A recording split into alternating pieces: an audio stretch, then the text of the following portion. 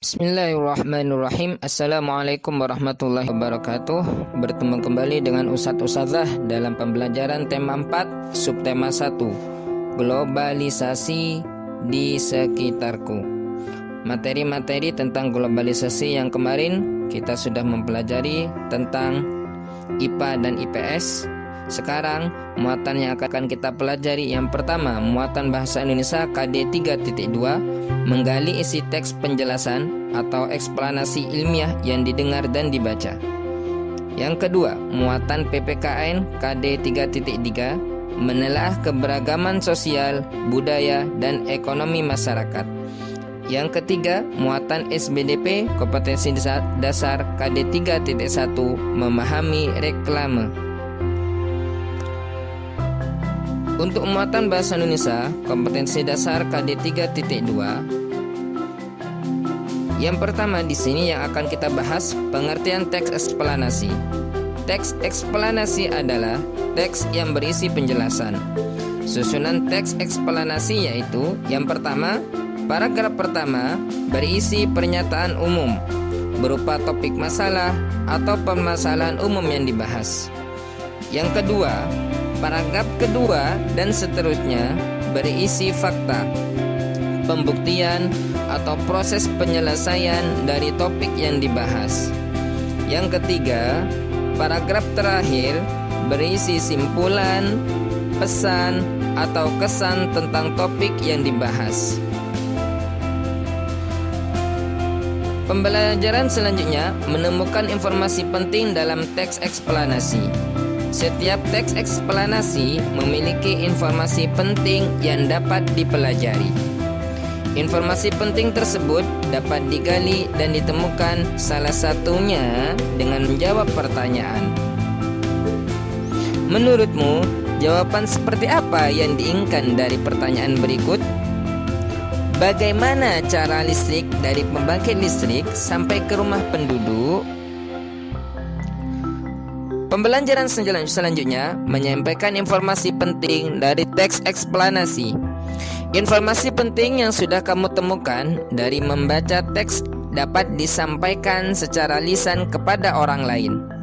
Saat menyampaikan informasi penting, hal-hal yang harus kamu perhatikan adalah suaramu harus jelas. Yang kedua, intonasimu juga harus jelas. Yang ketiga, tidak menimbulkan makna ganda.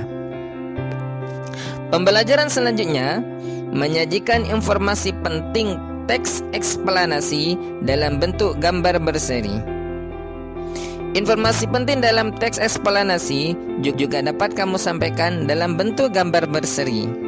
Pertama-tama, kamu harus menemukan informasi penting yang terdapat dalam teks. Setelah itu, tuliskan ulang informasi yang didapat. Perhatikan contoh gambar seri berdasarkan teks eksplanasi berikut. Penyebab mati listrik. Listrik sangat dibutuhkan dalam kehidupan. Berbagai kegiatan akan berjalan lancar jika menggunakan listrik. Untuk itu, kita akan merasa terganggu jika listrik mendadak terputus atau mati.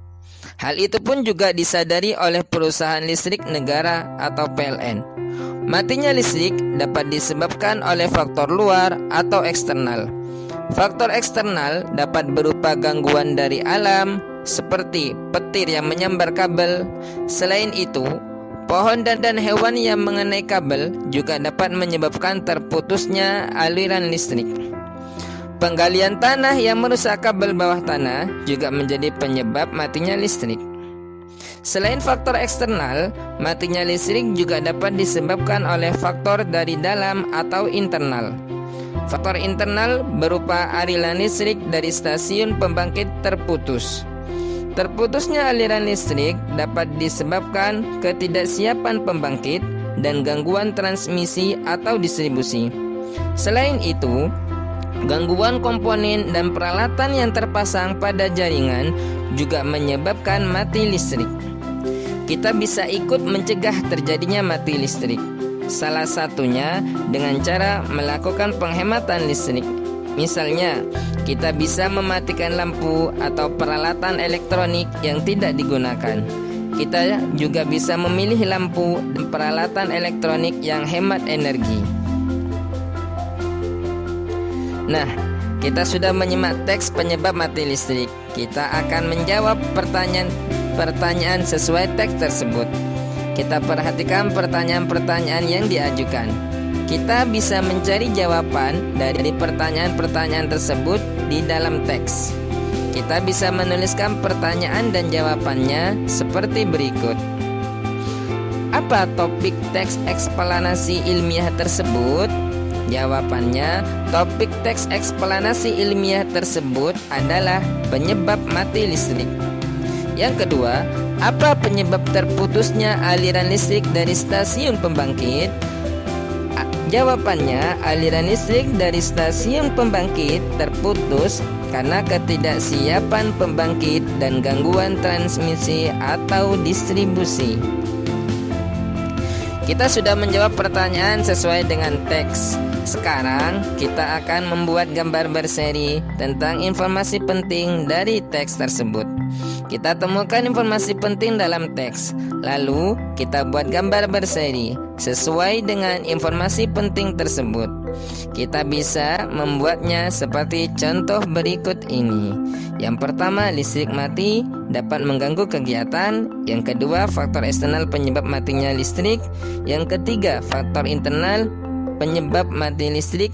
Dan yang keempat di situ adalah bagaimana cara kita membantu dengan cara mencegah atau mengurangi pemakaian listrik dengan cara mematikan dan menghidupkan. Untuk materi selanjutnya, pembelajaran yang akan kita pelajari tentang keberagaman ekonomi di Indonesia. Nah, di Indonesia sangat beragam sekali kegiatan ekonominya. Keberagaman ekonomi di Indonesia, ya, di sini setiap manusia memiliki kebutuhan yang berbeda. Perbedaan kebutuhan tersebut menyebabkan beragamnya kegiatan ekonomi di masyarakat. Ada masyarakat yang melakukan kegiatan ekonomi berupa produksi, distribusi, ataupun konsumsi. Sikap terhadap keberagaman kegiatan ekonomi. Setiap manusia memiliki kebutuhan yang berbeda-beda. Perbedaan kebutuhan tersebut menyebabkan beragamnya kegiatan ekonomi di masyarakat. Meskipun kegiatan ekonomi yang dilakukan berbeda-beda, kita harus saling menghormati dan menghargai.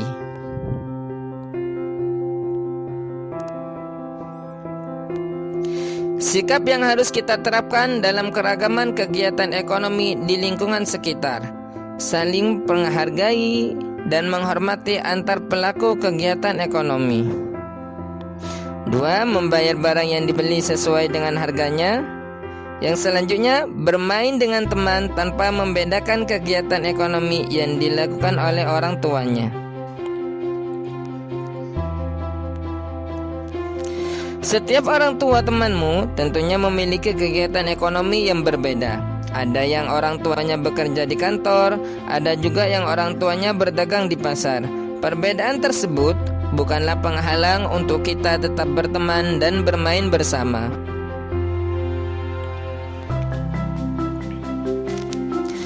Usaha yang dilakukan dalam keberagaman kegiatan ekonomi. Orang yang memiliki potensi merancang pakaian akan terus mengasah potensinya dengan rajin berlatih membuat model pakaian. Ia juga tak mengenal putus asa jika mengalami kegagalan. Potensi yang terus diasah akan membuat orang tersebut sukses. Berkat kerja kerasnya, kebutuhan masyarakat terhadap pakaian pun terpenuhi.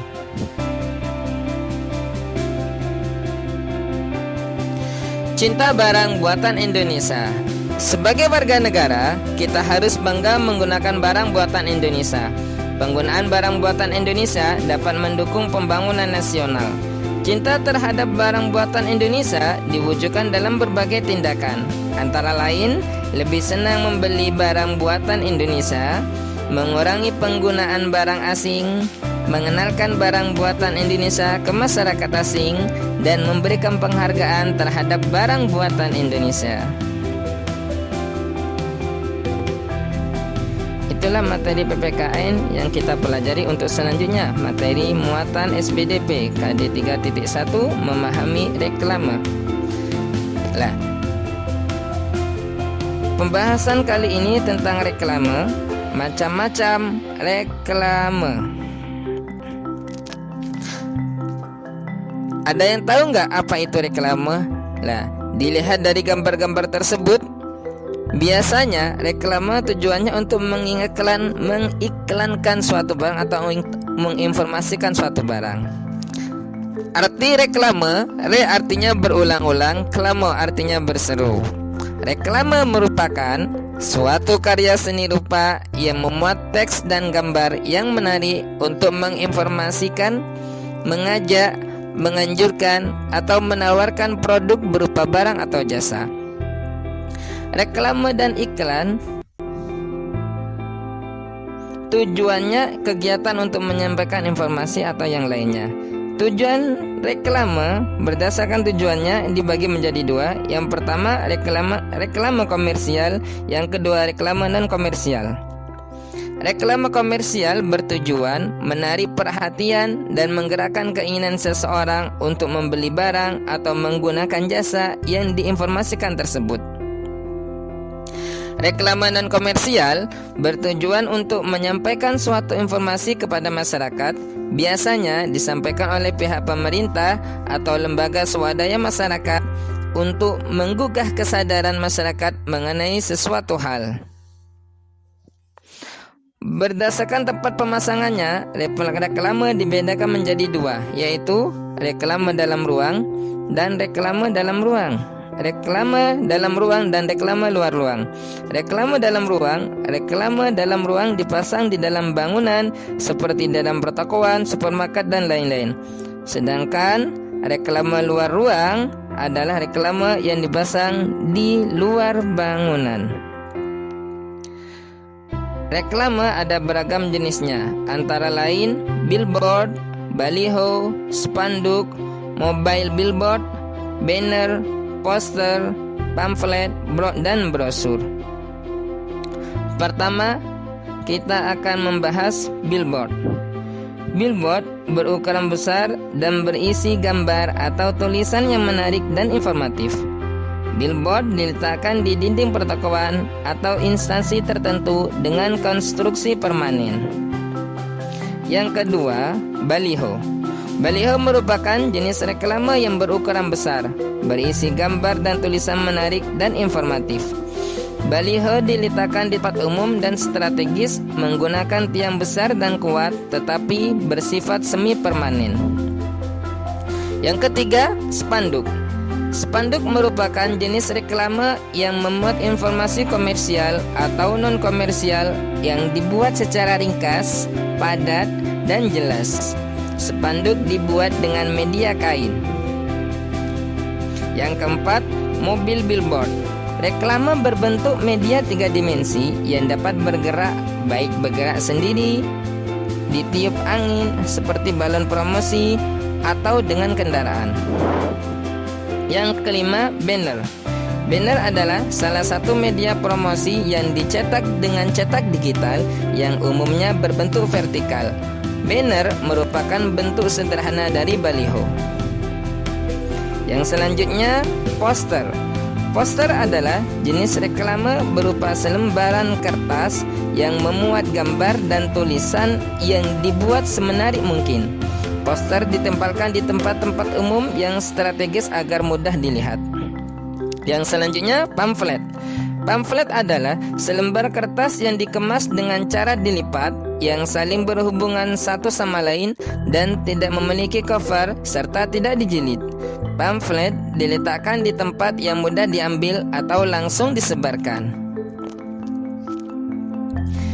Dan yang selanjutnya, brosur.